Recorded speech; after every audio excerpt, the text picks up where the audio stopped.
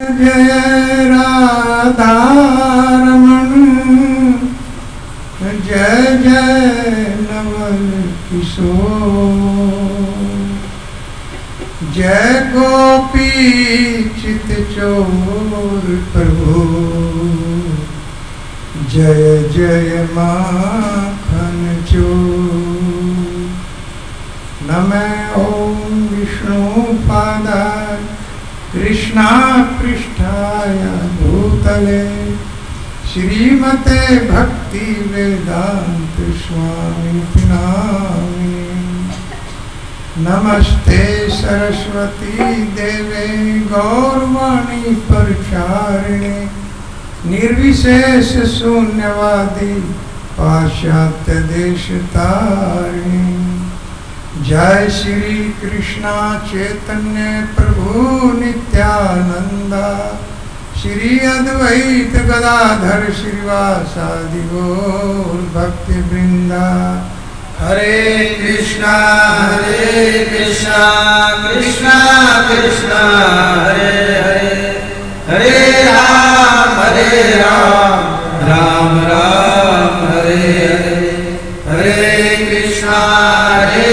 कृष्णा कृष्णा कृष्णा हरे हरे हरे राम राम राम हरे हरे हरे कृष्णा कृष्णा कृष्णा हरे हरे हरे राम राम राम हरे हरे। ओम नमो भगवते वासुदेवाय ओम नमो भगवते वासुदेवाय ओम नमो भगवते वासुदेवाय ओम नमो भगवते वासुदेवाय ओम नमो भगवते वासुदेवाय ओम नमो भगवते वासुदेवाय।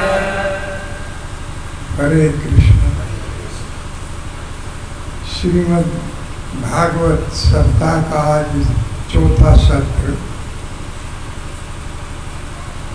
तो स्कंद 7 श्लोक नंबर 1 अध्याय 14। स्कंद 7 अध्याय 14 श्लोक नंबर 1। श्री युधिष्ठिर्वाच गृहस्थ एतां पदवीं विधिनायेन च अन्यसा यायाद देवी ऋषे ब्रूहि मादर्शो गृहीमो विधि। तो कल के सत्र में आप लोग पिछले 3 दिनों से ब्रह्मचर्य और वानप्रस्थ और संन्यास नारद जी वर्णन कर रहे हैं और कथा राजस्व यज्ञ युधिष्ठिर जी करवा रहे। इंद्रप्रस्थ में ये कथा चल रही है। मुख्य वक्ता नारद जी और मुख्य श्रोता युधिष्ठिर महाराज। तो जब संन्यास आश्रम का भी वर्णन नारद जी के द्वारा सुना, ब्रह्मचर्य के सुना, वानप्रस्थ के द्वारा सुना कि इन विधियों का पालन करने से जीव इस जगत से मुक्त हो जाएगा, लेकिन गृहस्थ आश्रम के संबंध में नहीं कहा। तो युधिष्ठिर महाराज विचलित हो गए और इसी कथा में भगवान श्री कृष्ण जी बैठे हुए हैं, वो भी कथा को सुन रहे हैं। मैंने पहले भी बताया था कि भगवान अपने भक्तों के द्वारा कथा को सुनने में ज़्यादा इंटरेस्ट लेते हैं। भगवान चैतन्य महाप्रभु ने रामानंद राय से ध्रुव महाराज और प्रहलाद महाराज की कथाएं 100 बार सुनी हैं। 100 बार बार बार कहते थे आमी और कहो और कहो। कभी थकते नहीं थे सुनते हुए, क्योंकि अपने से भी कोई अपनी बड़ाई करे तो इतना अच्छा नहीं लगता, लेकिन जब अपने हमारे पुत्र की कोई बड़ाई करेगा तो बहुत अच्छा लगता है। तो इसी तरह से भगवान भी अपनी कथाओं में इतना इंटरेस्ट नहीं लेते हैं जितना अपने भक्तों के चरित्र में इंटरेस्ट लेते हैं। से सुनते हैं, बार बार सुनते हैं। इसी तरह से नारद जी के मुख से यहाँ पर कथा किया जा रहा है। और जब संन्यास आश्रम के संबंध में अवधूत की और प्रहलाद महाराज की जो वार्ता है उसको सुना, जो पिछले 3 दिनों से आप लोग भी श्रवण कर रहे हैं कि किस तरह से अवधूत एक ही स्थान पर लेट करके और इस जगत की कामनाओं के प्रति और पति पत्नी के सुख के प्रति कहते हैं कि जब मैंने देखा कि ये कोई भी सुखी नहीं है। पति पत्नी शादी करते हैं, एक साथ रहते हैं, लेकिन धीरे धीरे ये प्रेम कम ही हो जाता है, बढ़ता नहीं। जबकि ये प्रेम बढ़ना चाहिए लेकिन कम हो जाता है, फिर बच्चों में बढ़ जाता है। जब मैंने ये स्थिति देखी, और कभी कभी तो पत्नी पति को और पति पत्नी को मारने के लिए तैयार हो जाता है। जो पहले कसमें खाते थे वही एक दूसरे की जान के दुश्मन बन जाते। जब ये सुना तो जब जगत की स्थिति देखी कि पति भी और पत्नी भी दोनों अपनी कामनाओं को पूर्ण करने के लिए रात दिन परिश्रम करते हैं, सुख के लिए प्रयास करते हैं, लेकिन मैंने देखा कि वो दुख के लिए प्रयास नहीं करते, लेकिन वो सामने खड़ा हुआ दिखाई। जब मैंने इस जगत की स्थिति को देखा तो मैंने ये वृत्ति धारण कर लिया। एक ही स्थान पर लेट करके मैंने मौन धारण कर लिया। तो संन्यास आश्रम की ये स्थिति है कि जगत से बिल्कुल विरक्ति धारण कर लेनी चाहिए और भगवान का चिंतन, महामुनि अर्थात लगातार भगवान का जो आदेश है, मन मना भाव मद भक्तो मध्याजिमाम नमस्कुरु, मेरा चिंतन करो। अर्जुन को तो युद्ध में भी चिंतन करने का आदेश दिया, तस्मात् सर्वेषु कालेषु माम नुस्मर युद्ध च। अर्जुन युद्ध के समय में भी मेरा चिंतन। तो इस तरह से जो भगवान के चिंतन में लगा रहता है या अपने कर्मों को, गृहस्थी को यही बताया जाएगा कि वो अपने कर्मों को भगवान को समर्पित कर दे। तो इस तरह से युधिष्ठिर महाराज ने वहाँ पर प्रश्न कर दिया है, उनसे रहा नहीं गया और कह रहे हैं कि बताइए इस गृहस्थी को भी वो विधि बताइए, या कोई ऐसी विधि है जिसके द्वारा ये गृहस्थी भी भगवत धाम को प्राप्त कर ले, मुक्ति को प्राप्त कर ले। तो श्री युधिष्ठिर वाच्य, सबसे पहले श्री शब्द का उच्चारण हुआ है युधिष्ठिर के लिए। इसका अर्थ है, श्री का अर्थ है सुंदरता, अर्थात युधिष्ठिर महाराज शरीर से तो सुंदर थे ही, अंतःकरण भी उनका इतना ही सुंदर था। युधिष्ठिर महाराज ने ये प्रश्न हमारे लिए किया है कि माँ दर्शो गृहमूढ़धि, मेरे समान वो गृहस्थ में रहने वाला मूढ़धि मूर्ख किस तरह से पार हो सकता है। ये अंजिसा, हे प्रभु कोई आसान विधि बताइए, अर्थात वो कठोर विधि नहीं कर सकता क्योंकि बहुत बिजी रहता। इसीलिए नारद मुनि ने वर्णन नहीं किया।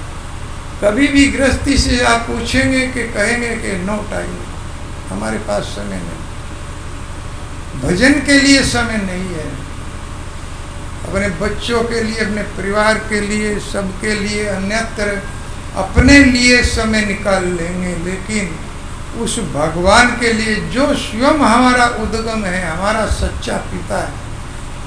इस जगत में देखा जाए तो सब नकली ही नकली, पिता भी नकली ही समझिए, क्योंकि कितने पिता हम लोग धारण कर चुके हैं यही जानकारी नहीं है। जब भी हमने जन्म लिया, जब भी एक माता और एक पिता हमने धारण कर लिया। वृक्षों की योनि आई या पक्षियों की योनि आई या पशुओं की योनि आई, हर योनि में हमने माता पिता को धारण किया। कितने माता पिता हमारे हो गए हे प्रभु, इसलिए आप ही सबके सच्चे माता पिता हैं। इसलिए आप बताइए, श्री अर्थात बहुत ही सुंदर है, जिसका शरीर भी सुंदर और अंतःकरण भी सुंदर। अधिकतर इस जगत में हम देखते हैं कि व्यक्ति बाहर से सुंदर होता है लेकिन अंतःकरण बहुत काला होता है, हर समय धोखे की बात करता है।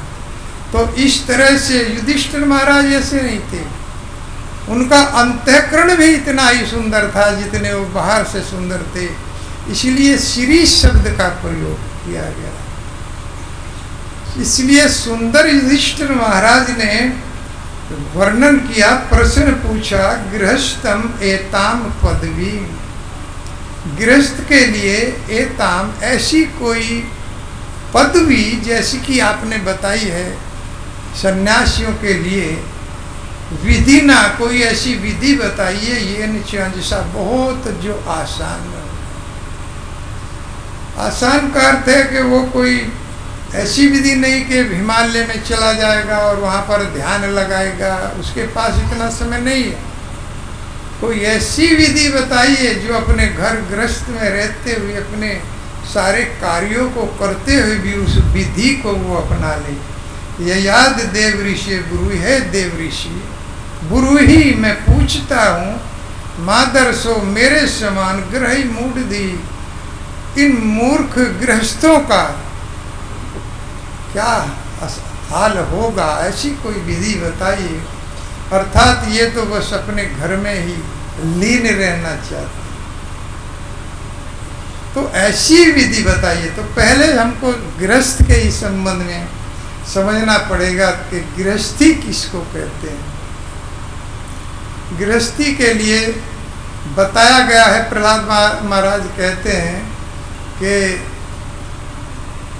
ऐसी बुद्धि जो कृष्ण भावना भावित हो जाए, कृष्णमती ऐसी बन जाए कि जो भगवान में लग जाए।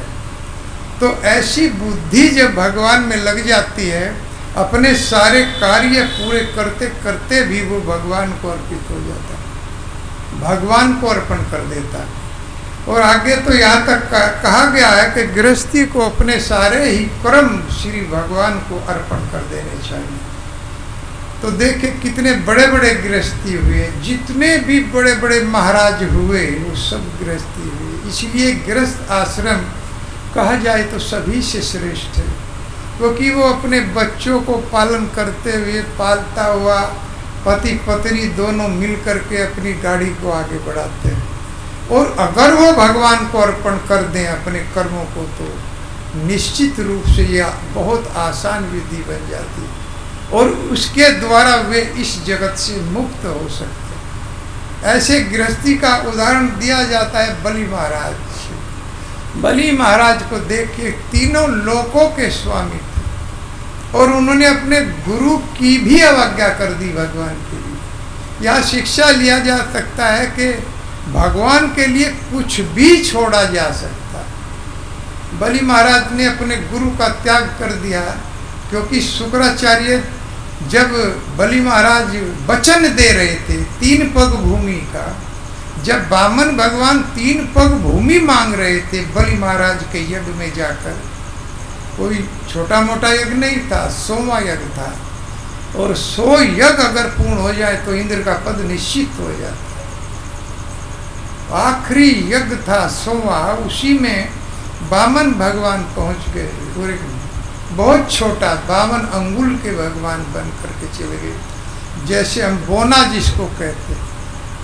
और वहाँ जाकर के इतना प्रकाश हो गया भगवान के शरीर से, क्योंकि ब्रह्म ज्योति का प्रकाश था, उसका सारा यज्ञ प्रकाशित हो गया। देख करके सब लोग कहने लगे सनत कुमार आदि आ गए हैं, सूर्य देव आ गए हैं, सब उठ करके स्वागत करने लगे। तभी बलि महाराज ने पूछा, है ब्राह्मण बालक आपको क्या चाहिए? ब्राह्मण बालक कहते हैं कि महाराज, अगर आप मुझे देना चाहते हैं कि 3 पग भूमि में चाहता हूँ, और वो भी अपने कदमों से नाप कर। कितने छोटे छोटे पैर थे भगवान के। अब बलि महाराज कहने लगे, अरे ब्राह्मण बालक, वास्तव में तुम्हारी तो बुद्धि बालकों वाली ही है। आज तुम समुद्र के किनारे खड़े हुए हो, चंद बूंदों से प्यास नहीं बुझती है, प्यास और भड़क जाती। अगर किसी प्यासे व्यक्ति को 2, 4, 10 बूंदे दिखाई जाए तो वो तृप्त नहीं होता है, प्यास और भड़क जाती है। इसलिए आज आप समुद्र के किनारे खड़े हैं और जितना भी चाहे मांग सकते। भगवान वामन ने कहा कि मैंने सुना है जो आवश्यकता से अधिक मांगता है वो नरकगामी होता है, इसलिए मुझे तो उतना ही चाहिए जितनी आवश्यकता है, केवल मुझे आप 3 पग भूमि दीजिए। और जैसे ही संकल्प लेने के लिए तैयार हुए बलि महाराज, उसी समय शुक्राचार्य ने रोक दिया। ए महाराज रुक जाइए, ये कोई साधारण बालक नहीं है, ये भगवान विष्णु है, देवताओं के कार्य को साधने के लिए आपसे एक बालक का रूप धारण करके आया। तो बलि महाराज क्या उत्तर दे? अगर ये विष्णु मेरे द्वार पर आया है तो इससे तो बड़ी और कोई बात हो ही नहीं सकती। मैं अपने वचन से विमुख नहीं हो सकता महाराज, मैं इनको वचन दे चुका हूँ। शुक्राचार्य कहते हैं कि अभी कहाँ वचन दिया है आपने, अभी तो मुख से बोले ही नहीं है। कि मुख से मैं नहीं बोला हूँ लेकिन मन से मैं इन्हें वचन दे चुका हूँ, अब मैं वचनहारी नहीं हो सकता। देखिए कैसे कैसे भगवान के भक्त हुए हैं कि अंदर से मैंने वचन दे दिया अपने मन से, मुख से मैंने नहीं कहा। और हम लोग तो मुख से कह करके विचलित हो जाते हैं, विमुख हो जाते हैं कि हमने ऐसा नहीं कहा, कि मैंने वचन मन से दे दिया है, मैं विमुख नहीं हो सकता। और जबकि शुक्राचार्य ने सचेत कर दिया था कि तुम्हारी सारी संपत्ति को हर लेगा, ये कोई साधारण बालक नहीं। लेकिन बलि महाराज ने अपने गुरु की अवज्ञा कर दिया। भगवान विष्णु को चाहने के लिए, भगवान विष्णु के वचन को पूरा करने के लिए गुरु को छोड़ दिया। ये है भक्ति। अगर कोई गुरु ऐसा है, वो कृष्ण भक्ति नहीं बताता है, तो उसे गुरु के पद पर रहने का अधिकार ही नहीं। और जो लोग श्री कृष्ण को मनुष्य कहते हैं, ऐसे व्यक्ति को तो जगत में ही रहने का अधिकार नहीं। कीबा विप्र कीबा न्यासी शूद्र केने नया, यही कृष्ण तत्ववेत्ता से ही गुरु है। गुरु कोई भी हो सकता है, गुरु ब्राह्मण हो, क्षत्रिय हो, वैश्य हो, शूद्र हो, वो भी गुरु हो सकता है, लेकिन वो कृष्ण को तत्ववेत्ता, तत्व से जानने वाला होना चाहिए, उसको हम धारण कर सकते हैं, वही गुरु हो सकता है। इसके अलावा गुरु के पद पर ग्रंथ बोलता है नहीं कोई रह सकता। तद्विधि प्रणिपातेन परिप्रश्नेन सेव्या उपदेक्ष्यन्ति ते ज्ञानम ज्ञानी नस तत्वदर्शिना। हे अर्जुन, ऐसे मेरे भक्त की शरण में जाइए, प्रणाम करके उनसे बहुत मृदु भाषा में आप जो है मेरे संबंध में जानिए। वो मेरे संबंध में जानता है तो आपको ज्ञान देगा, वो रास्ता बताएगा जिस रास्ते पर चलकर आप मेरे पास आ सकते। भगवान सीधा रास्ता नहीं बताते, इसीलिए वही गुरु हो सकता है जो कृष्ण को तत्व से जानता है। इसीलिए बलि महाराज ने ऐसे गुरु को छोड़ दिया जो विष्णु से मिलने में बाधक थे। और ये नहीं, भरत ने अपनी माता कैकेयी को छोड़ दिया जो राम के मिलने में बाधक बनी हुई थी, उसका भी त्याग कर। और विभीषण ने अपने भाई रावण का त्याग कर दिया जो भगवान से मिलने में बाधक था।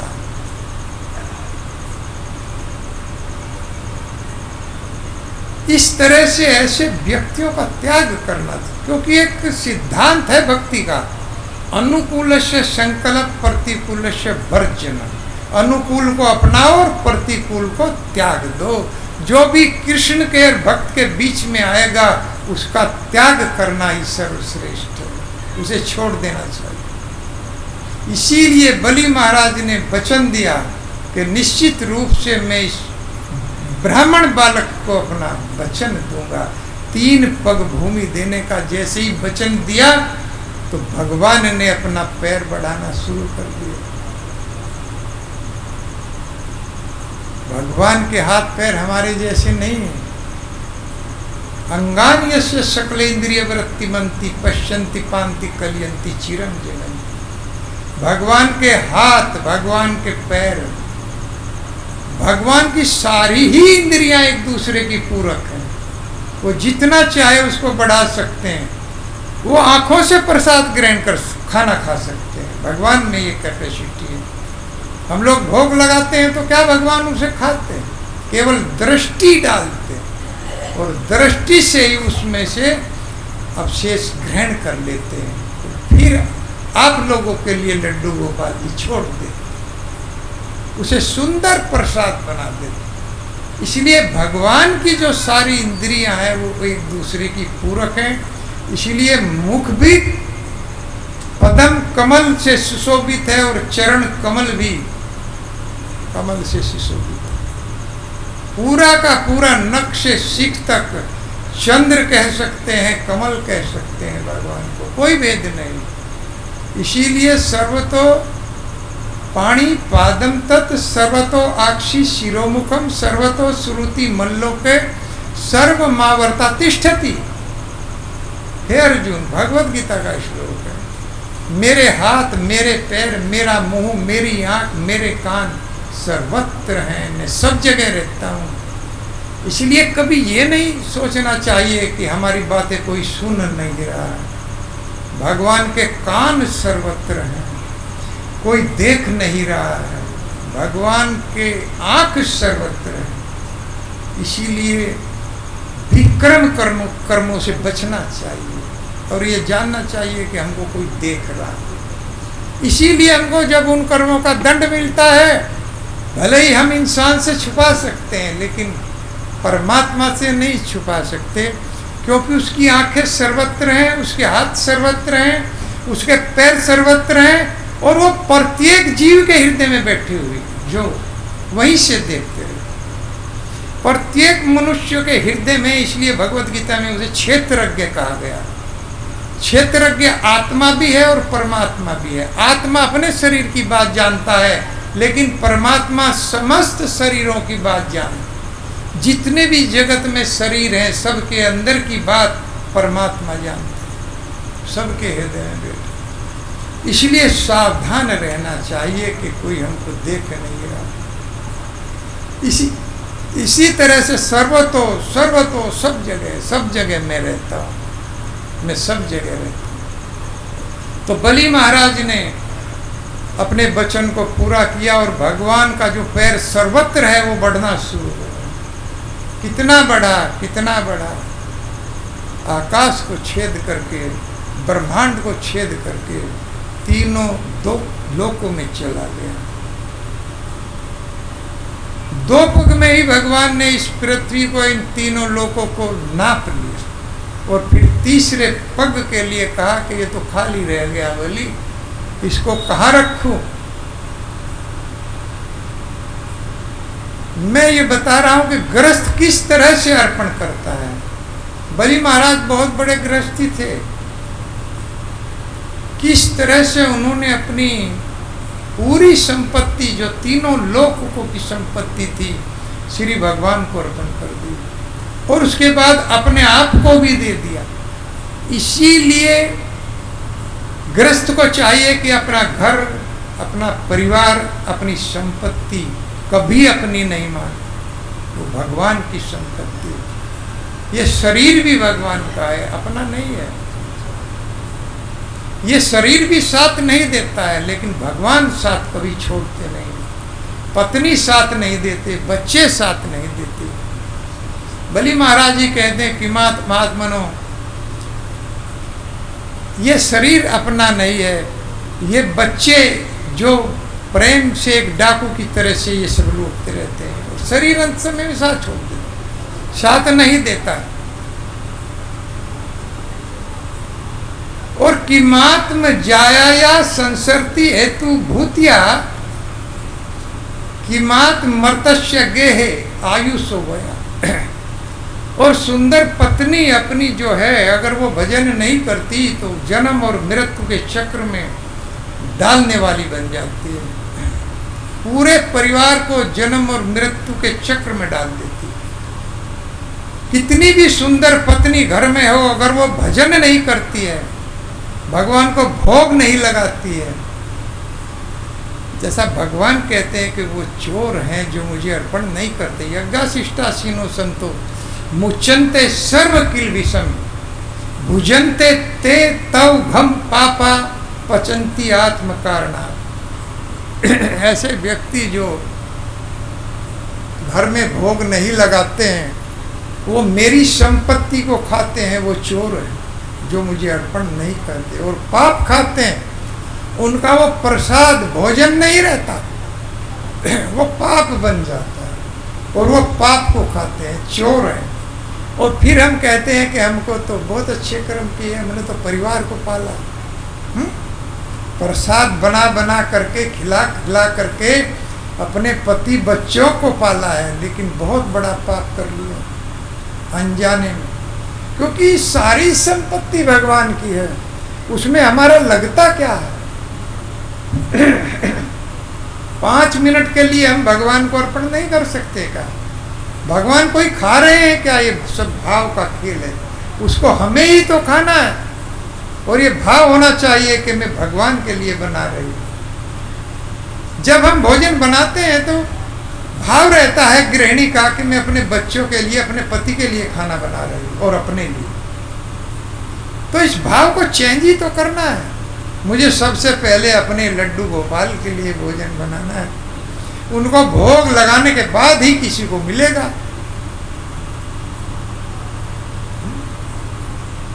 कितनी सुंदर वास्तव में महिमा है। इसलिए प्रभुपाद जी ने कहा है कि जो 16 माला जप करेगा, जो भगवान का उच्छिष्ट भोग लगा करके खाएगा और जो 4 नियमों का पालन करेगा, बैक टू गॉड हेड, उसे कोई रोक नहीं सकता, वो गोलोक धाम में चला जाएगा। हरे कृष्णा कृष्णा कृष्णा हरे हरे, हरे राम राम राम हरे हरे। तो एक बार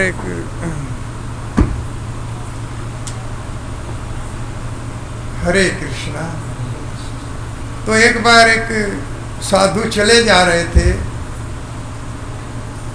भगवान राम का मंदिर था और उसके वो प्रेसिडेंट थे, तो चले जा रहे थे तो उनको एक बच्चा 15-16 साल का रोता हुआ मिला, वो रो रहा था। साधु ने पूछा, बेटा क्यों रो रहे हो? उसने कहा, महाराज जी मेरी खुराक बहुत अच्छी है, मैं एक बार में 2.5 सेर खाता हूँ, बस मैं जहाँ भी जाता हूँ मुझे भगा दिया जाता है। 1-2 दिन रखते हैं फिर मुझे भगा देते हैं, क्योंकि मेरी खुराक ज़्यादा है। तो महाराज कहने लगे, बेटा कोई बात नहीं है, आप हमारे साथ चलो, भगवान का दरबार है, खाने पीने की कोई कमी नहीं है, हमारे यहाँ चलिए। तो साथ में चले गए, भगवान राम का मंदिर था, साथ में ले गए। अच्छा, जितना भी भक्त से खाया गया उसका नाम ही अढ़ैया पड़ गया था, क्योंकि एक बार में 2.5 सेर खाता था, खुराक बहुत अच्छी थी। तो जब खाते रहे तो 15 दिन के बाद में एकादशी आ गई, तो उसने तो उस दिन भी मांगा, महाराज मेरा राशन खाने पीने का, कि बेटा आज एकादशी है, आज तो एकादशी का व्रत रहना है। तो उसने कहा, महाराज ये एकादशी देखो हम नहीं जानते, हम भूखे नहीं रह सकते, हमको तो खाना पड़ेगा, हमारे लिए भोजन की व्यवस्था करो। तो महाराज ने कहा, जब उसने जिद किया कि बेटा यहाँ तो देखो मंदिर में तो प्रसाद बनेगा नहीं, हम तुम्हें जितना तुम कहो दे देंगे, और बाहर एक पीपल का पेड़ है उसके नीचे जाके अपना बना लो। तो उसने कहा, महाराज ठीक है। तो 2.5 सेर उसने अनाज वो राशन ले लिया और ले करके और अपना पीपल के पेड़ के नीचे जा कर के उसने बनाया। तो गुरुजी ने चलते समय ये कहा था, बेटा तुम अन्न तो खा रहे हो, हम तो रोज़ भोग लगाते हैं, कम से कम ये भोग लगा लेना। कि भोग कैसे लगता है महाराज? कि जैसे आप हमें देखते हो मंदिर में, कि नहीं मुझे बताओ, कि आँख बंद करके बस भगवान का ध्यान लगा के और 3 बार हरे कृष्ण महामंत्र बोल करके भगवान से कहना, हे प्रभु जैसा भी मुझे बनाया इसको ग्रहण करो। कि अच्छा महाराज,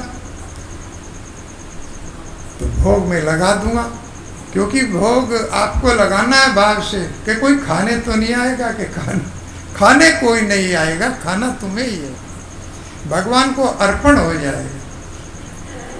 तो उसने सब भोजन बना करके प्रेम से आंख बंद करके भोग लगाया, और भोग लगा करके जैसे ही उसने आंख बंद करके भगवान को पुकारा, और गुरुजी ने बताया ही था, श्री राम आइए, श्री राम आइए, मेरे भोजन को भोग लगाइए। श्री राम आइए, श्री राम आइए, मेरे भोजन को भोग लगाइए। राजा राम आइए, राजा राम आइए, मेरे भोजन को भोग लगाइए। राजा राम आइए, राजा राम आइए, मेरे भोजन को भोग लगाइए। मेरे भोजन को भोग लगाइए। मेरे भोजन को भोग लगाइए। मेरे भोजन को भोग लगाइए। मेरे भोजन को भोग लगाइए। राजा आइए, मेरे भोजन को भोग लगाइए। हो राजा राम आइए, राजा राम आइए, मेरे भोजन को भोग लगाइए। तो निश्चल भाव से भगवान का भोग लगाया था। बालक था, जैसे अजामिल ने निश्चल भाव से पुकारा था, उसको नाम की महिमा का ज्ञान ही नहीं था कि नारायण नाम इतना शक्तिशाली है। इसी तरह से उसे ये मालूम ही नहीं था कि निश्चल भाव से जब भोग लग जाएगा तो भगवान जरूर आ जाए। तो आंख खोली तो देखे कि भगवान राम लग रहे हैं खाने लग रहे हैं। उसने देखा, है महाराज जी क्या कर रहे हो? कि भैया आपने बुलाया है, मुझे बुलाया है, भोग लगाया है, तो मैं वही काम कर रहा हूँ, ये भोजन खा रहा हूँ मैं। तुमने ही तो मुझे बुलाया, अभी बुला रहे थे, राजा राम आइए, श्री राम आइए। कि महाराज हाँ गुरुजी ने कहा था। तो पूरा का पूरा भोजन साफ, अब वो रह गया भूखा। पूरा भोजन साफ हो गया तो आया गुस्से में तमाया गुरुजी को डट कर, गुरुजी आपने कहा था कोई खाने नहीं आएगा, अब मैं तो भूखा, वो सब खा गया। वे कहा कौन खा गया? कि वही राम आया था, धनुष बाण लिए था। सोचा पागल हो गया, कहीं भगवान ऐसे आते हैं। तो उसने सोचा कोई दोस्त वगैरह होगा भाई, इसका खा लिया होगा। चलो कोई बात नहीं, अब तो एकादशी पूरी होने वाली है, कोई बात नहीं, अब थोड़ा रुक जाओ फिर प्रसाद मिलेगा। तो उसकी एकादशी पूरी हो गई। पहरण का समय आया तो उसने भोजन खा लिया और खा करके शांत हो गया। 15 दिन बाद फिर एकादशी आई। एकादशी आई तो महाराज जी ने कहा भैया अब एकादशी रख ले, पहली तो तुम्हारी हो गई थी। कि नहीं महाराज, वो तो आ गए थे भाई खाने के लिए, अब के मैं सचेत हूँ, अब की बार 2 आदमियों का देना पड़ेगा आपको।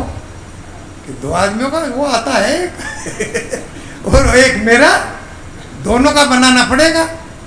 तो 2 आदमी ठीक है, सोचा भाई कोई दोस्त होगा। अब अपना जो है, अब 5 शेर उसको राशन दे दिया। अब 5 शेर राशन दे दिया तो वो लेकर के आया, आकर के उसने प्रेम से बनाया कि भगवान के लिए भी बनाया कि वो भी आएगा। तो बना करके जो गुरु ने विधि बताई थी उसी से भोग लगाने लगा। तो उधर वो भोग लगा रहे हैं, उधर भगवान तैयार हो रहे हैं जल्दी जल्दी। तो माता सीता कहने लगी क्या बात है, बहुत तेजी हो रही है। उसने कहा कि मेरा बहुत ही निश्चल अच्छा भक्त है, उसने मुझे भोग लगाया है तो जाना पड़ेगा। तो उसने कहा, माता ने कहा कि हमें नहीं ले चलोगे जब इतना अच्छा वक्त है? कि हाँ तैयार हो जाओ, आज 2 का बनाया आज 2 का बनाया है, तैयार हो जाओ। तो माता भी फटाफट तैयार हो गई और वो उधर भोग लगा रहा है। राजा राम आइए, राजा आइए मेरे भोग लगाइए, राजा आइए राजा राम आइए, मेरे भोजन को भोग लगाइए, मेरे भोजन को भोग लगाइए, ओ मेरे भोजन को भोग लगाइए, राजा आइए, सीता आइए मेरे भोजन को भोग लगाइए, राजा आइए, सीता आइए, मेरे भोजन को भोग लगाइए।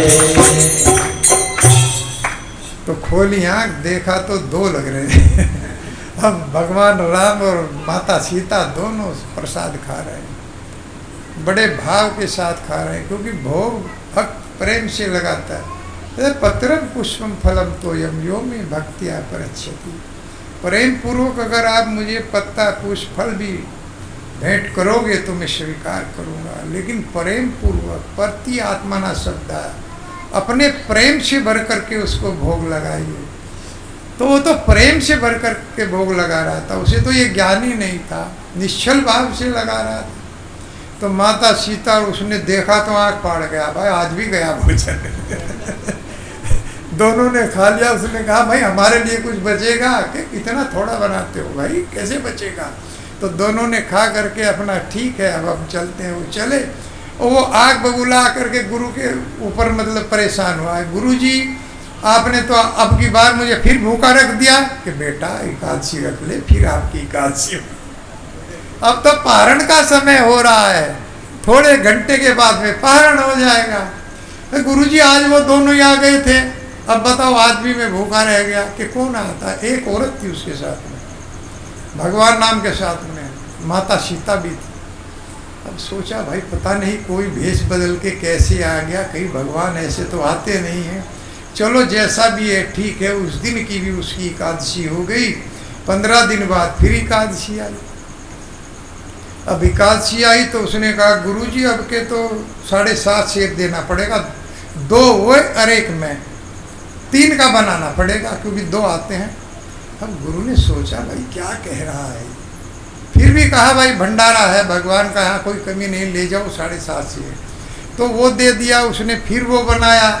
अब वो उसने बनाया, बना करके जैसे उसने भोग लगाया, राजा राम आइए, राजा राम आइए, सीता राम आइए, सीता राम आइए, मेरे भोजन को भोग लगाइए, सीता राम आइए, राजा राम आइए, मेरे भोजन को भोग लगाइए, ये मेरे भोजन को भोग लगाइए, मेरे भोजन को भोग लगाइए, सीता राम आइए, राजा राम आइए, मेरे भोजन को भोग लगाइए, मेरे भोजन को भोग लगाइए, ओ मेरे भोजन को भोग लगाइए, सीता राम आइए, लखन राम आइए, मेरे भोजन को भोग लगाइए। अब जब तैयार हो रहे थे दोनों, उनको तो आना ही था। लक्ष्मण जी कह लगे भैया मैंने सुना है कि आप लोग दोनों बहुत सुंदर प्रसाद खा रहे हो, क्या हमारा हिस्सा नहीं है? कि तैयार हो जल्दी, आज 3 का है आज 3 का बनाया है उसने। और तीनों आकर के जब उसने आंख को खोला तो भगवान राम, माता सीता और लक्ष्मण तीनों प्रसाद खा रहे। उसने देखा अरे भाई ये तो आज तीसरा भी आ गया, अब की बार भी मैं भूखा रह गया। गुरु के साथ लड़ाई किया कि महाराज आज तीनों थे और जो है आज भी मैं भूखा रह गया कि बेटा ये भी तुम्हारी एकादशी पूरी हो गई और अब की बार 10 शेर मैं तुझको दूंगा। गुरु ने सोचा 10 शेर इसको दे दूं, देखूं तो कहाँ ले जाता है, कहीं बेचता तो नहीं। अब गुरु जी ने उसको दिया और धीरे धीरे उसके पीछे जाकर झाड़ियों में छुप करके बैठ गए। झाड़ियों में गुरु जी छुप करके बैठ गए। उसने भोग लगाया और भोग लगा के 4 व्यक्तियों का, एक अपना और 3 उनका, उसने जो भगवान को पुकारा, राजा राम आइए, राजा आइए, सीता राम आइए, लक्ष्मण साथ आए, हनुमान साथ आइए, मेरे भोजन को सीता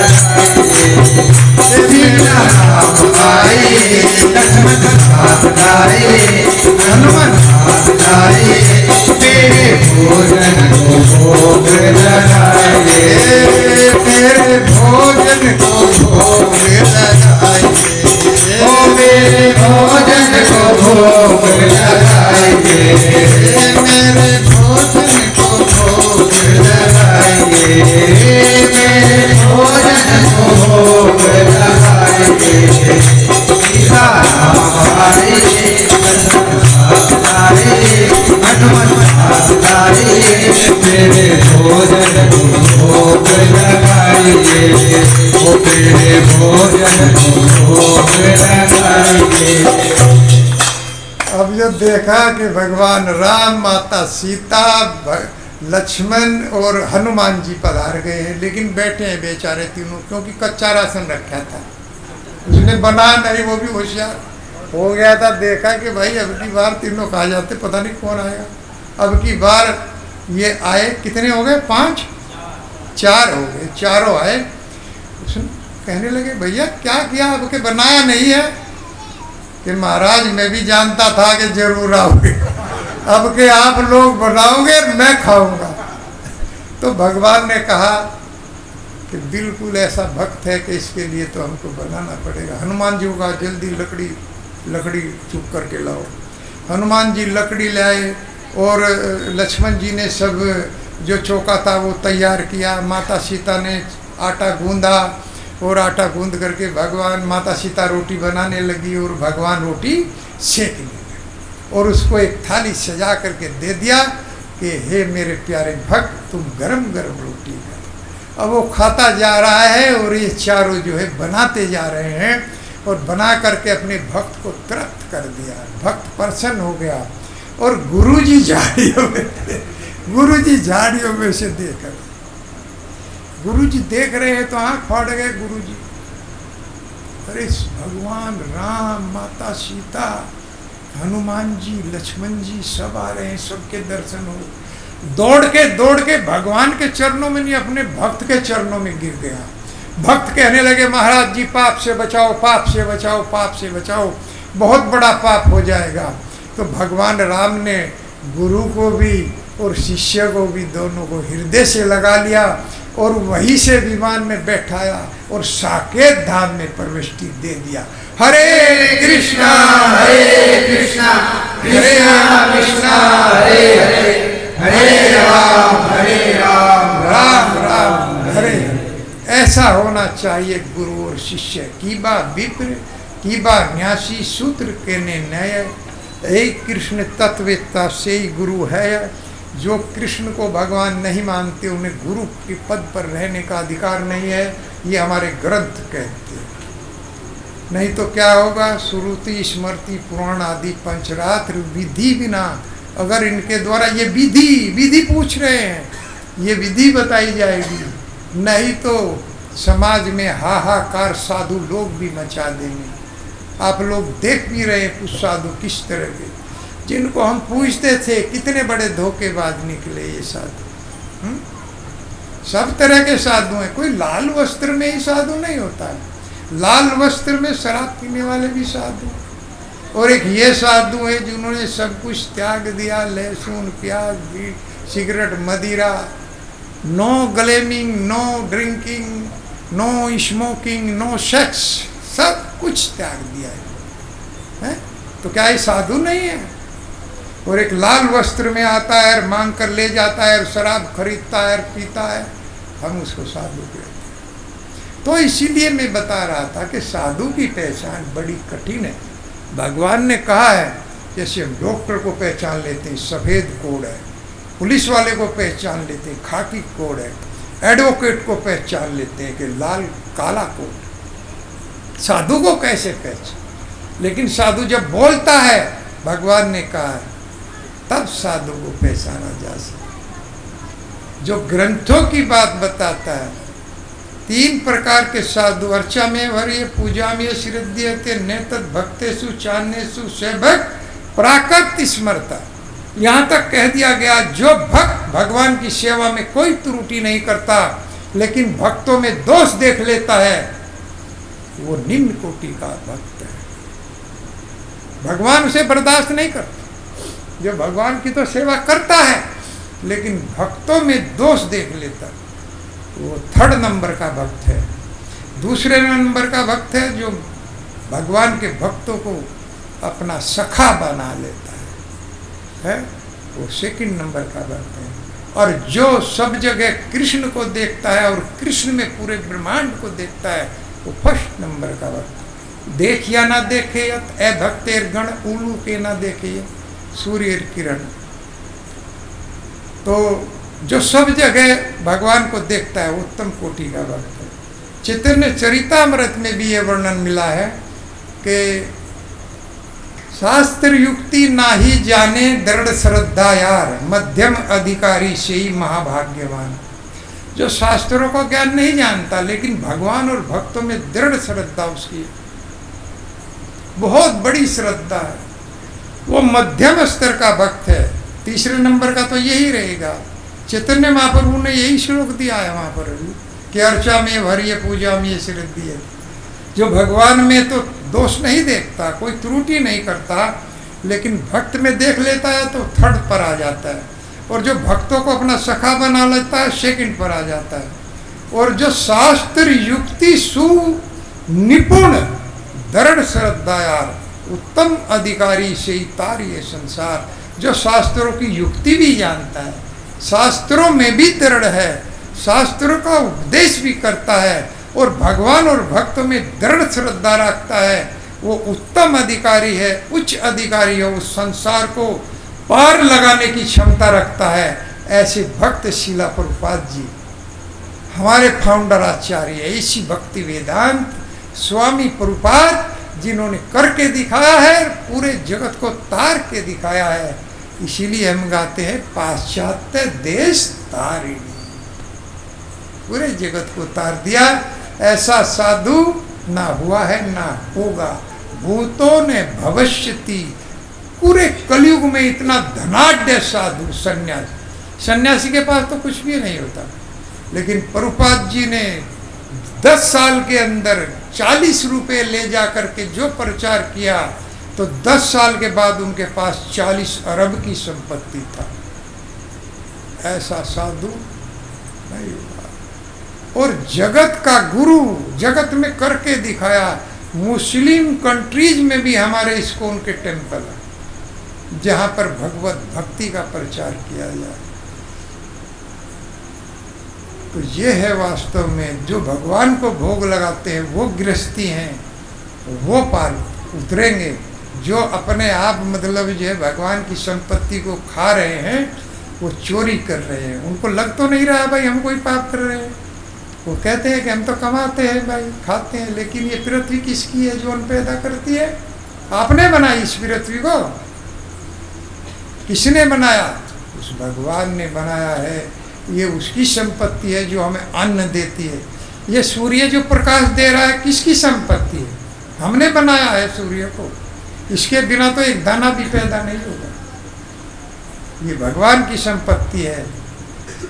उन्होंने तपो अहम वर्षम निग्रहणाम युत सर्जामि च अमृतम चे मृत्युश्च सज सच्चाम अर्जुना। सूर्य का प्रकाश मैं देता हूँ, वर्षा मैं देता हूँ, चंद्रमा का चांदनी मैं देता हूँ, शीतलता, और मनुष्य को जीवन और मरण मैं देता हूँ, और सत और असत मैं हूँ। सब कुछ तो भगवान है। उनकी संपत्ति को उन्हीं का अर्पण नहीं कर सकते हम? अरे शरीर भी उन्हीं का है। गृहस्थी को चाहिए कि अपना घर और दर सब भगवान को दे देना चाहिए। हमारे गुरुजी कहते हैं कि अपने परिवार को भी इसका अर्थ ये नहीं है कि पत्नी को भी और बच्चों को मंदिर में लेके बैठा दें। पत्नी और बच्चों को भगवान की सेवा में लगाइए, उनको सिखाइए। यह है गृहस्थ का जीवन। इस तरह से गृहस्थी पार उतर सकता है। तो बलि महाराज इस तरह से पूरी संपत्ति भगवान को दे दिया। पूरी संपत्ति दे दिया तो भगवान ने कहा कि ये तीसरे पैर का क्या होगा? आपने तो मुझे 3 पग का वचन दिया है और तुम्हारे पास अब कुछ है नहीं। तो बलि महाराज ने कहा भगवान ऐसा नहीं है, मेरे पास अभी कुछ नहीं है। मेरे पास मेरा ये शरीर है और संपत्ति का मालिक संपत्ति से श्रेष्ठ होता। गरुड़ जी ने कहा कि आपका ये शरीर भगवान के चरण कमल के लायक है, कैसे कह रहे हो? भगवान का चरण कमल अपने सर पर रखना चाहते हो? अपनी योग्यता को देखा। लेकिन बलि महाराज भी, भगवान का भक्त भी बहुत चतुर होता है। उन्होंने कहा संपत्ति का मालिक संपत्ति से श्रेष्ठ होता है। अगर हमें कोई कैंसर हो जाए, कोई ऐसी बीमारी हो जाए जो लाइलाज है और हमारे पास 10 बीघा जमीन है, कोई कहे कि 10 बीघा जमीन दे दो मैं जीवित कर दूंगा, तो 10 बीघा जमीन दे देंगे। हम अपना घर भी दे देंगे कि भाई मेरी जान बचा लो। ये शरीर कितना कीमती, कितना कीमती। एक बार एक भक्त रो रहा था, एक व्यक्ति, और जो है एक भक्त उसके रास्ते से गुजरा। क्यों रो रहे हो? कि भगवान ने मुझे कुछ दिया नहीं, इसलिए रो रहा हूँ, भगवान ने कुछ दिया नहीं। अरे भगवान ने क्यों नहीं दिया है? भगवान तो सब कुछ देते हैं। जिसने मुंह चीर दिया, खाने का प्रबंध पहले कर दिया। बच्चा आने से पहले गर्भ से बाहर माताओं के स्तन में दूध आ जाता है। बच्चे का प्रबंध भगवान पहले कर देते हैं। कितनी सुंदर व्यवस्था है उसकी। सबके लिए व्यवस्था भगवान ने बनाई है कि तुम्हारे लिए क्यों नहीं, कि मुझे कुछ दिया नहीं है। कि दिया क्यों नहीं? एक हाथ दो, अभी 1 लाख रुपए मैं देता हूँ। अपना एक हाथ काट करके मुझे दे दो, 1 लाख रुपए।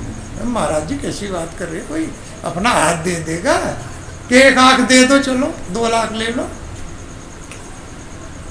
एक आंख निकाल करके मुझे दो, अभी 2 लाख रुपए दूंगा। फिर महाराज जी कैसी पागलों की बात कर रहे हो? अरे अपनी गर्दन दे दे 3 लाख रुपए, कि फिर तो मैं मर ही जाऊंगा। तो तुम ये क्यों कहते हो मुझे कुछ दिया नहीं? अरे तुम्हारा करोड़ों का इसकी कोई कीमत नहीं। जो भगवान ने आपको ये शरीर दिया है मनुष्य योनि, इसकी कोई भी कीमत नहीं है। क्योंकि इस अस्थायी शरीर के द्वारा हम अस्थायी पद पा सकते हैं, जो ब्रह्मांड में जैसे ध्रुव महाराज को मिला। इस शरीर को ही तो अर्पण किया है। भगवान कहते हैं हरिश्चंद्र रंति देव उच्च व्रति शिवी बलि, पता नहीं कितनों को मैंने अस्थायी शरीर के बदले अस्थायी पद दिए हैं। वो आज भी अपने उस राज्य में विचरण करते हैं, आनंद लेते हैं। और गोलोक धाम में, साकेत धाम में, बैकुंठ धाम में मैं गति देता हूँ। वहाँ से तो कोई वापस आता ही नहीं, ऐसा धाम में देता। तो फिर भगवान को कोई ये कहता है कि मुझे कुछ दिया नहीं? अरे सब कुछ तो उन्होंने दे दिया। हमने कभी ध्यान से ये सोचा नहीं है कि भगवान कितने दयालु हैं, कितने करुणा। एक बार एक व्यक्ति जगन्नाथपुरी जा रहे थे, तो उनको एक भक्त ने कहा भैया ये मेरे 100 रुपये ले लो, जगन्नाथ जी की दान पेटी में डाल देना। अब उस व्यक्ति ने 100 रुपये दे दिए। तो 100 रुपये लेकर के वो भक्त चला, तो एक जगह रास्ते में उसने देखा, आहा कितने विद्वान वैष्णव, कथा हो रही थी। उसने कथा को सुना जैसे यहाँ हो रही है, और फिर बाद में जो भंडारा चला तो उससे रहा नहीं गया। उस पे थे नहीं पैसे, तो उसने कहा महाराज 90 रुपये मेरे भी रख लो इस भंडारे। तो 90 रुपये वहाँ दे दिया, 10 रुपये बचे। और जब जगन्नाथपुरी गए तो 10 रुपये दान पेटी में डाल दिए। तो भगवान जगन्नाथ फिर उस भक्त के सुपन में आए रात को, जिसने 100 रुपये दिए थे। तो जब स्वप्न में आए तो उस भक्त ने पूछा कि हे प्रभु, मैंने 100 रुपये दिए थे, क्या वो आपको मिल गए? तो भगवान ने कहा 90 रुपये तो मेरे पास आ गए हैं, लेकिन 10 रुपये अभी नहीं आए। अर्थात जो वैष्णव की सेवा है वो भगवान से भी श्रेष्ठ सेवा है। ये जो भक्त लोग आपके घर भोजन करने जाते हैं ना, ये कोई खाना खाने नहीं जाते, या आप लोगों के पापों को चुराने जाते हैं, खाने जाते हैं। कोई कहे कि हम इनको भोजन कराते हैं, या आप लोगों के कष्टों को हरने के लिए जाते हैं। इनको भोजन खिला करके आप बहुत बड़ा पुण्य कर्म कमा रहे हैं। जब ये आपके घर में जाते हैं, माताएं प्रसाद बनाती हैं बहुत सुंदर, तो उस पापों को हर लेता है वैष्णव। इसलिए इनकी जो सेवा है वो भगवान के पास पहुंचती है सीधे, डायरेक्ट। भगवान की सेवा से पहले वैष्णव की सेवा उनके पास। हरे कृष्णा कृष्णा कृष्णा हरे हरे, हरे राम राम राम हरे। जय अनिला प्रेम धन करुणा प्रचुर,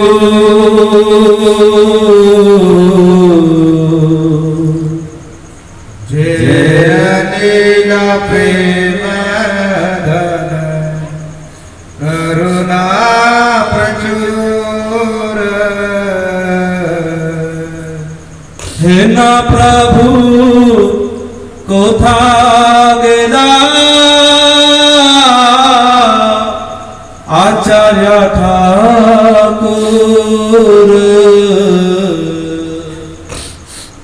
हे प्रभु कोथा गेला आचार्य ठाकुर। जय नीला प्रेम धन करुणा प्रचुर, जय नीला प्रेम धन करुणा प्रचुर। हे ना प्रभु कोथा गेला आचार्य ठाकुर, हे प्रभु कोथा गेला आचार्य ठाकुर। दास रघुनाथ पतित पावन, दास रघुनाथ पतित पावन। कहाँ मोर सुख कहाँ मोर सरोवर, कहाँ सनातन, कहाँ मोर सरोवर, कहाँ सनातन। कहाँ दास रघुनाथ पतित पावन, कहाँ दास रघुनाथ पतित पावन।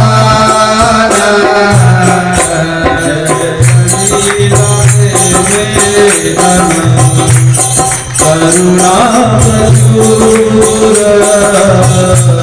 जय नीला प्रेम धन करुणा प्रचुर।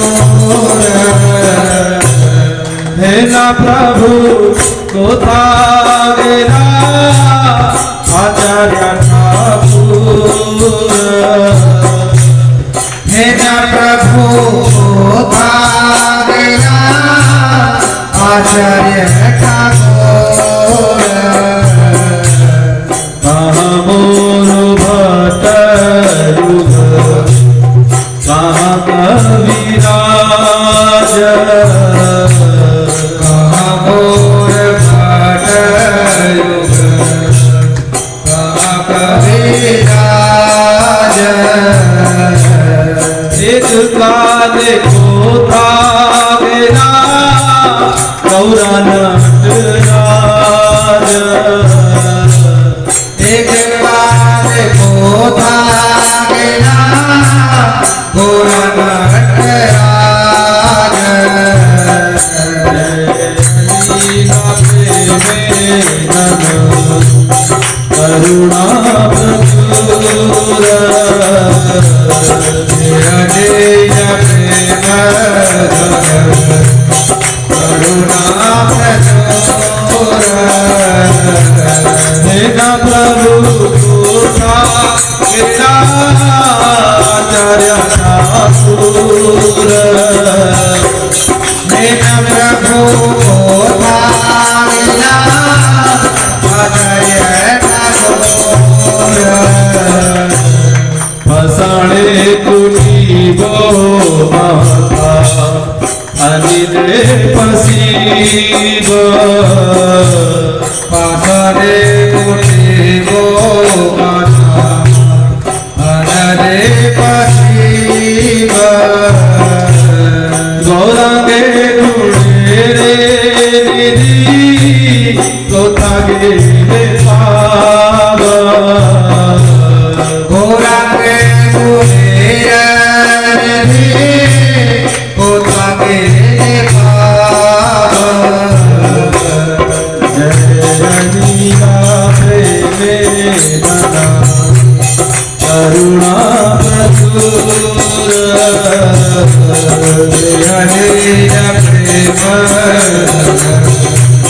करुणा प्रचुर सबय संगे संगे जगने विलासा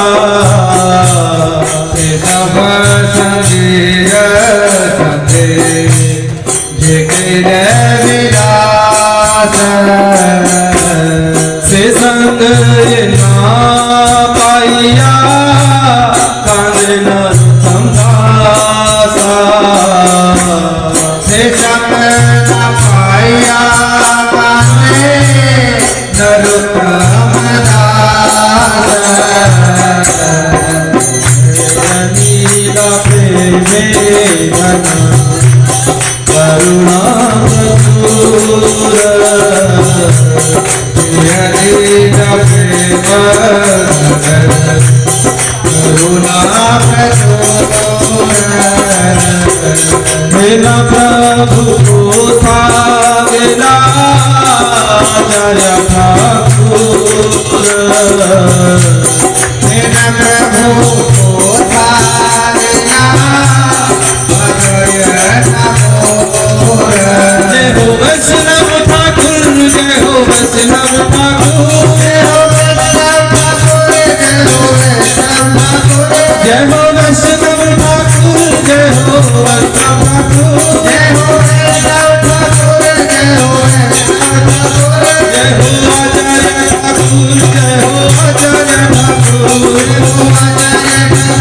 जय हो आचार्य ठाकुर हरि बोल हरि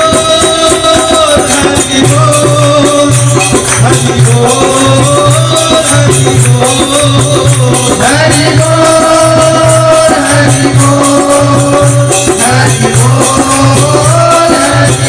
जय हो प्रभुपाद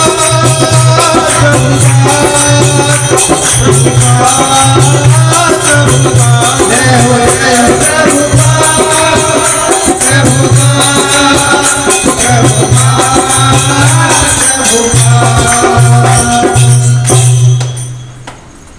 तो इस तरह से बलि महाराज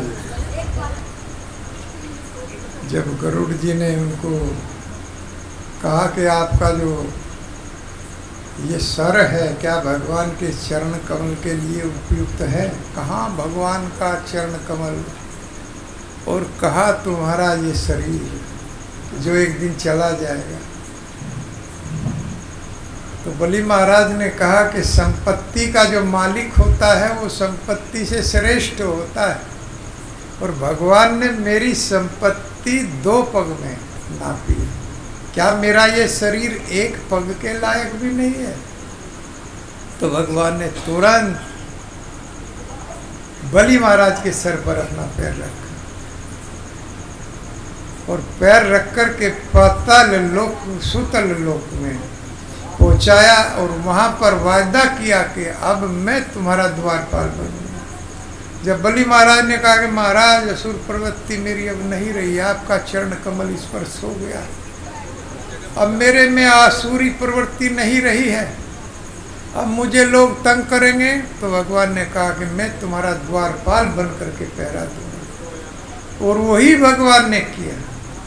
बलि महाराज के आज भी सूतल लोक में रक्षा कर रहे हैं भगवान, क्योंकि सावर्णी मनवांतर में इंद्र के पद को सुशोभित करेंगे बलि महाराज। अब 7वें मनवांतर चल रहा है, 8वां जो सावर्णी मनवांतर होगा उसमें बलि महाराज इंद्र के पद पर बैठेंगे। तब तक सूतल लोक में आज भी बलि महाराज वहाँ पर हैं और भगवान उनकी रक्षा कर रहे हैं। इस तरह भगवान पवित्र नाम साधुना, पवित्र नाम साधुना, साधुओं की रक्षा के लिए इस जगत में भगवान अवतार लेते हैं, और कोई दूसरा कारण उनका नहीं है। वो आज भी रक्षा कर रहे हैं। और किस तरह से भगवान ने, बलि महाराज ने अपनी सारी संपत्ति भगवान को अर्पण कर दिया, अपना शरीर भी भगवान को अर्पण कर दिया। ये है गृहस्थ धर्म, इसको कहते हैं गृहस्थ धर्म। और हम किसी कथा में 100 रुपये देते हुए भी हम डर लगता है, पता नहीं कितनी बड़ी संपत्ति दे रहे हैं। अरे ये सीधे सीधे धर्म की स्थापना है, इसमें जितनी भी सहायता हो जाए अपने से उतनी भरपूर करनी चाहिए। यही धन काम आने वाला, ये सीधा भगवान के धाम में वाले बैंक में डिपॉजिट हो रहा है, पता नहीं कितना वो देने वाले हैं इसके बदले। ये गृहस्थ का धर्म है। और साधुओं को तो वास्तव में वृंदावन में साधु लोग मधुकरी करते हैं तो माताएं बना बना करके पहले रख लेती है कि साधु आएगा उसको देना। गृहस्थ का धर्म बनता है साधु को देना, उनको खिलाना।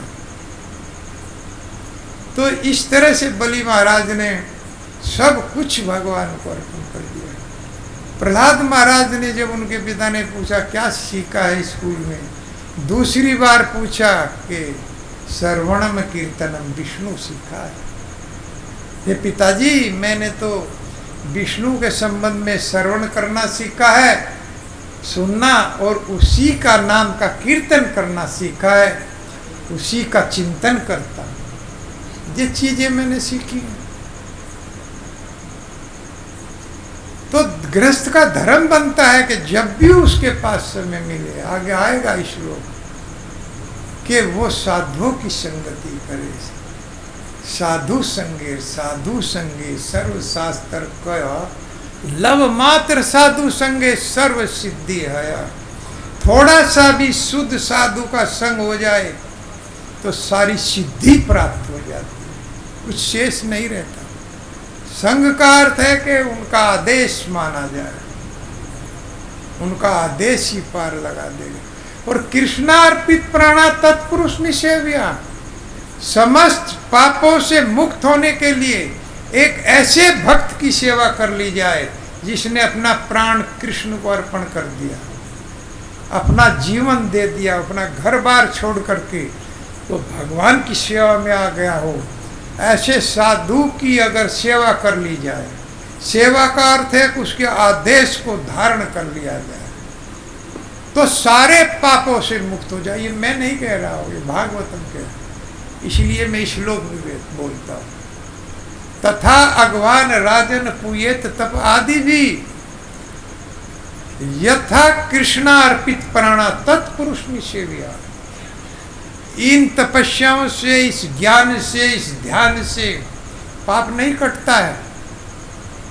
शोभरी ऋषि इतने बड़े ऋषि थे जो जल के अंदर बैठ करके तपस्या कर रहे थे, क्योंकि बाहर शोर हो रहा था। उन्होंने सोचा जल के अंदर चलकर बैठूंगा, तो जल ने, यमुना जी ने रास्ता दे दिया, उसमें ऐसे बैठ गए जैसे शीशे के मकान में बैठे, इस तरह से बैठ गए और घोर तपस्या कर रहे थे। लेकिन एक मछली के जोड़े को काम क्रीड़ा करते हुए देख लिए तो वहीं से कामनाएं जागृत हो गई और मानधाता राजा के दरबार में गए कि अपनी लड़कियों से मेरी शादी करो। एक बूढ़ा आदमी, बिल्कुल हड्डियां निकल रही थी, इतना बड़ा ऋषि अपनी कामनाओं को नहीं रोक पाया क्योंकि तपस्वी था। लेकिन भजन करने वाले इन साधुओं को देखिए जो हरि नाम गाते हैं, जिन्होंने शादी नहीं की, घर छोड़ दिया और भगवान का नाम गा रहे हैं। और वो कितना बड़ा साधु था कि हड्डियां निकली हुई शरीर, जब कन्याएं बुलाई वो मानधाता डर गए, अगर मने करोगे तो इतना बड़ा साधु है भस्म कर देगा। कहने लगे महाराज मैं अपनी लड़कियों को बुलाता हूँ, जो भी लड़की आपसे शादी करनी चाहिए, मुझे कोई प्रॉब्लम नहीं।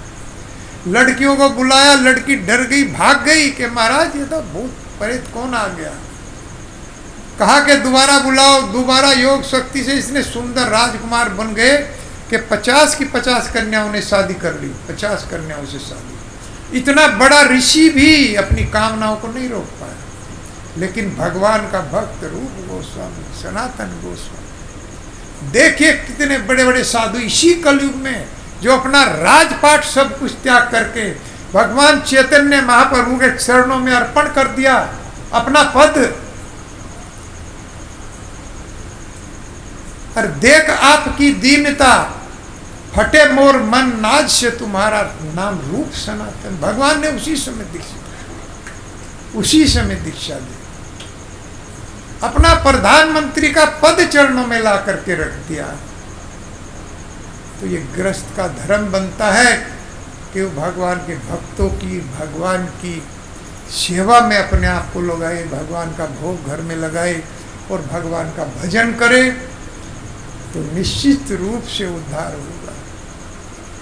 तो एताम पदवी, युधिष्ठिर महाराज कहते हैं कि वो कौन सा, वो पद कैसे मिलेगा जो आपने अभी सन्यासियों को दिया है, ब्रह्मचारियों को दिया है, वानप्रस्थियों को दिया है, क्या इस गृहस्थी को भी वो पद मिल सकता है? एताम पदवी का मतलब है पद, वो पद कैसे मिलेगा? तो देवताओं के पद जो है वो भी गिरने वाले हैं, ये पद ऊपर उठने वाला है। जैसा मैं कल बता रहा था कि मनुष्य शरीर जो है ये ऊपर उठने के लिए मिला है, विकास करने के लिए मिला है। ये शरीर हमको नीचे गिरने के लिए नहीं मिला है कि हम निम्न योनियों में जन्म लें, कुत्ते बिल्ली की तरह से योनियां मिले, सुअर की योनियां मिले, सुअर की तरह का खाना हमको खाना पड़े। लेकिन ऐसे सकाम कर्म करेंगे तो निश्चित रूप से अगर भगवान का नाम नहीं लिया तो उन्हीं योनियों में जाना पड़ेगा, ये ग्रंथ कहता है। तो एताम पदवी, वो पद कैसे मिले कि हमारे पास जो भी पद भी भगवान की सेवा में हमको लगाना है, जो भी हो भगवान की सेवा। तो देवता लोग भी अपने पद को रख नहीं पाते, नीचे गिरने वाला पद है। और इस जगत के तो सारे पद गिरने ही वाले हैं। कोई 5 साल में तो गिर ही जाएगा, 10 साल में, 20 साल में, लेकिन मृत्यु होगी तो तब छूट जाएगा। इसलिए इस जगत का जो पद है वो हमको छोड़ना पड़ेगा। देवताओं को भी अपना पद छोड़ना पड़ता है। एक बार इंद्र ने विश्वजीत को गुरु बना लिया क्योंकि बृहस्पति ने पद छोड़ दिया था। देवताओं के गुरु जो है बृहस्पति, उन्होंने पद छोड़ दिया। क्यों छोड़ दिया? इंद्र जो है रसपान कर रहे थे और अप्सराओं का नृत्य देख रहे, तो ऋषि आ गए बृहस्पति वहाँ पर। बृहस्पति को देख करके मन में भी ये भाव आ गया, भाई ये बूढ़ा फुसट यहाँ क्या लेने आया, इसका क्या काम था।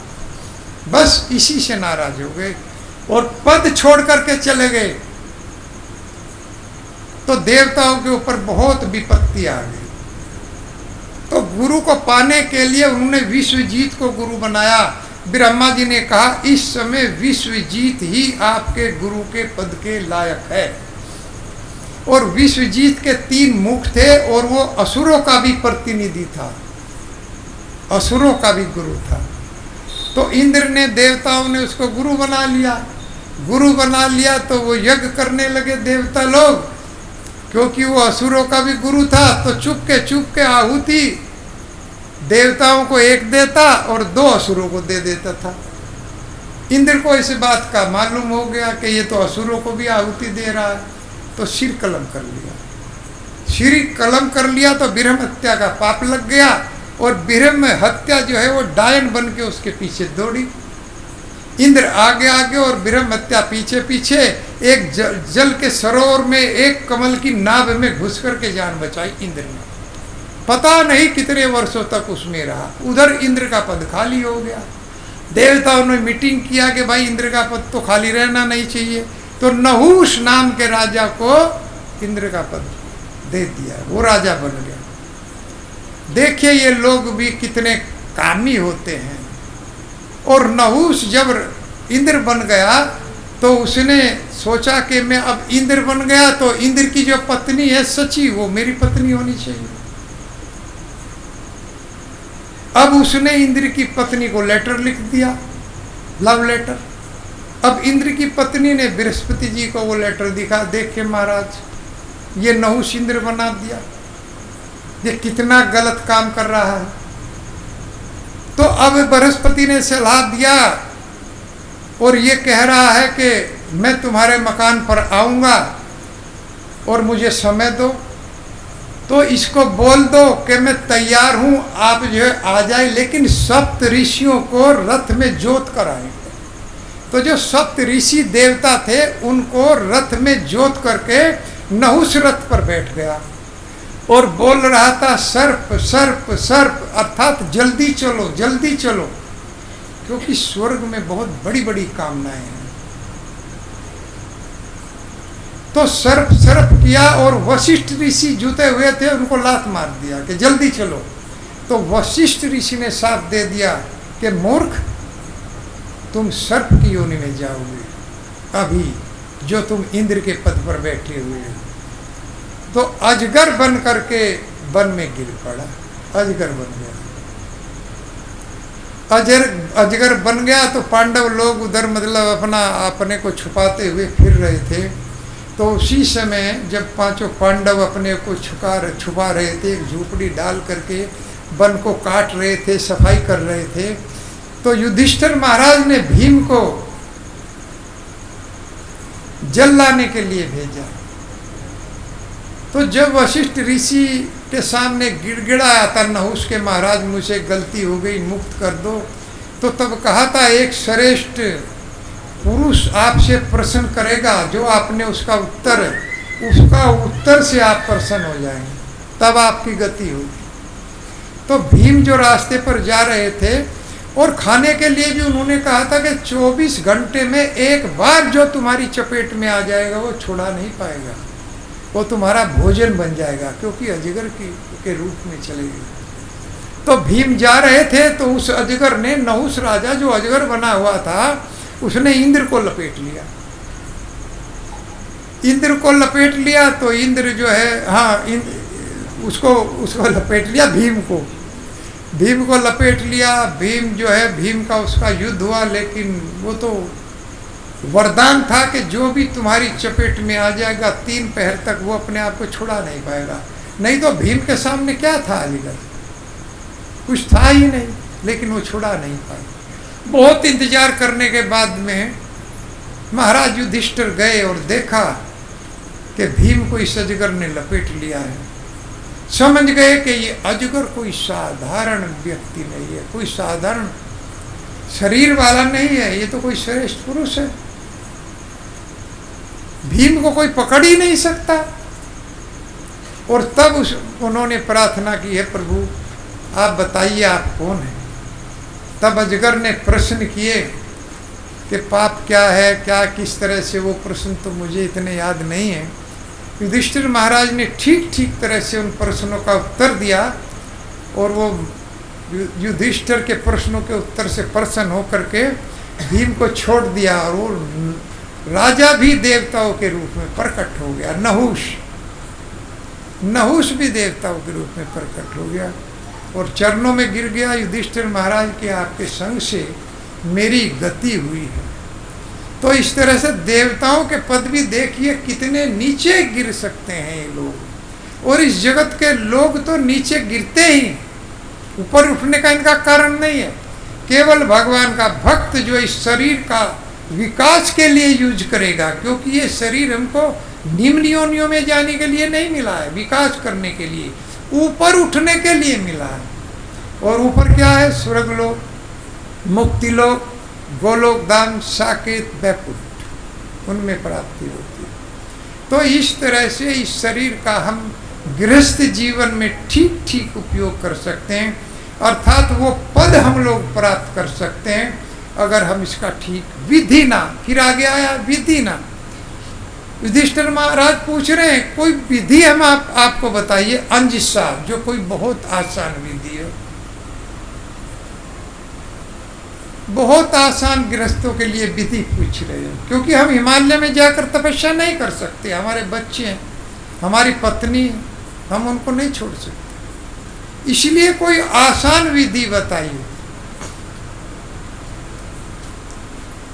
तो ये विधि बता रहे हैं। इस विधि का शास्त्रों में, ग्रंथों में वर्णन हुआ कि अपने मन बुद्धि से कोई विधि बना करके भजन नहीं होता। यह शास्त्र विधि मुत्सर्ज्य वर्तते काम कारता, न से सिद्धि वापनोति न सुखम न पराम गतिम। ऐसी अपनी विधि से न सुख मिलेगा, न शांति मिलेगी, न गति मिलेगी। या जो हमारे ग्रंथ रिकमेंड नहीं करते हैं, अपने मन बुद्धि से भजन सफल नहीं हो पाता है। इसीलिए ऐसी विधि आप बताइए है प्रभु जो ग्रंथों के अनुसार हो।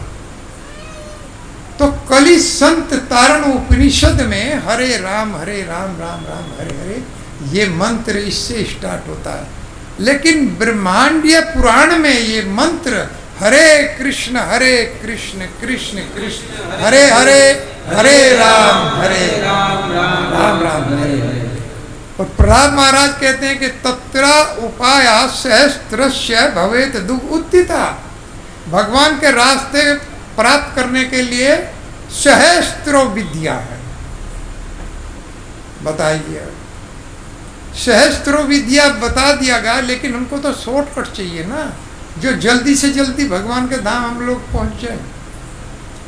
भाई एक हमको जाना है मवाना, एक तो मवाना हमको रास्ता बता दिया, दिल्ली जाओ पहले, फिर हरियाणा होकर के जब मवाना जाओ, तो कितना कठिन रास्ता, कितना लंबा रास्ता हमको बता दिया।